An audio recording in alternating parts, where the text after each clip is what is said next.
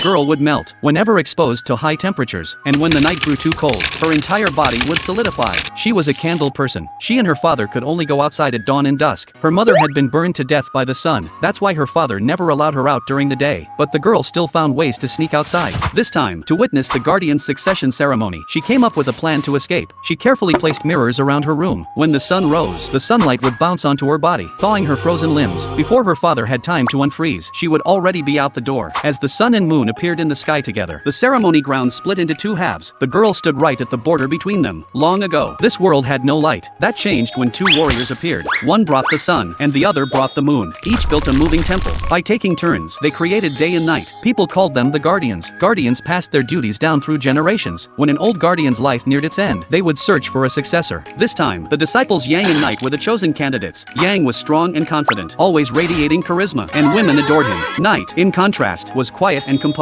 The girl had disobeyed her father's orders to attend the ceremony, just to catch a glimpse of Yang. Amid the cheers of the crowd, the aging sun guardian raised a trembling mirror. A beam of light struck Yang. That meant the sun had chosen him as the new sun guardian. But on the moon's side, things went wrong. The spirit beast that represented the moon didn't choose Night. Instead, it pointed to a young elf. The crowd was stunned, yet the guardian decided to honor the moon's will. Night refused to accept it. Furious, he stormed away, but Magma had seen everything. He sent a glowing serpent to tempt Night, and slowly, Night gave in to darkness. Meanwhile, the old guardian led Little Blue into the temple. Inside stood a great tree, its branches covered in tiny spiders. Their silk threads stretched all the way to the moon. By plucking the threads like strings, the guardian could move the temple. Then the old man stepped outside. His body began to transform. He turned into a moon tree. Only then did Little Blue realize this was the guardian's resting place. Little Blue tried to control the temple himself, but with no experience, the temple spun wildly out of control. Panicked, he tugged at the threads, making things even worse. The threads connecting to the moon began to snap from friction. Even though Little Blue clung to them desperately, the moon still drifted away.